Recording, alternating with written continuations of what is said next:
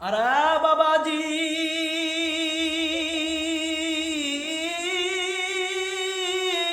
কোনো দিকে কোনো নজর নাই। ও বাড়িওয়ালা, ও গাড়িওয়ালার যুবক বন্ধু, আরে বাবাজি কেউ কোনো দিকে নজর নাই। এইবার নবীজি ডাক দিয়ে বলেন, মা গো তুমি কি বলবা বলো না। এইবার মা ডাক দিয়ে বলেন, নবী গো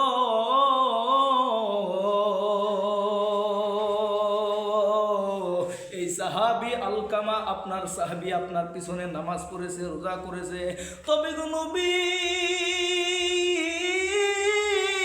আরে বাবাজি কেউ কোনো দিকে কোনো নজর নাই।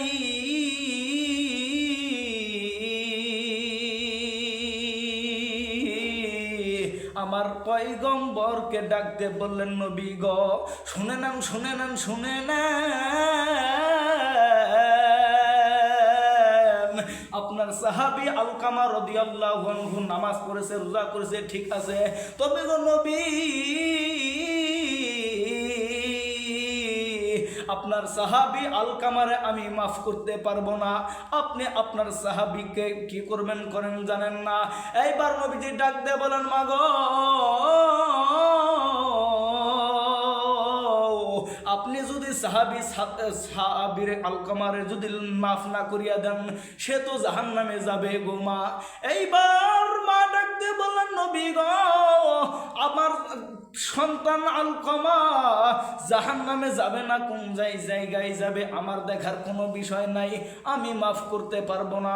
এইবার এই কথা শোনার পরে নবীজি বলে, আচ্ছা ঠিক আছে তুমি মাফ না করলা মা। এইবার নবীজি ডাক দিয়ে বলেন, সাহাবাই কেরামগণ তোমরা আগুনের টুকরা দিয়া আগুনের একটা ভেলা সাজাও।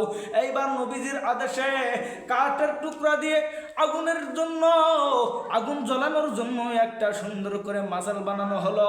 মাসাল বানাইয়া এবার আলকামা রাদিয়াল্লাহু আনহুকে পোড়ানোর জন্য ওই কাঠগুলোর ভিতর আগুন জ্বলাইয়া দিল।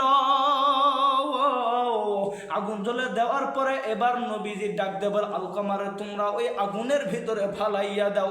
এবার এই কথা বলার পরে এবার ওই আলকামার মা সামনের দিকে আসলো, ডাক দিয়ে বললেন, নবী গো আপনি কেন আমার এই জীবন্ত সন্তানটারে আগুনের ভিতরে ফেলাইয়া দিবেন নবীজি।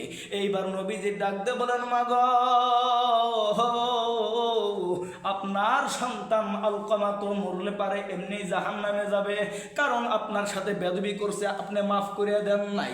আরে বন্ধু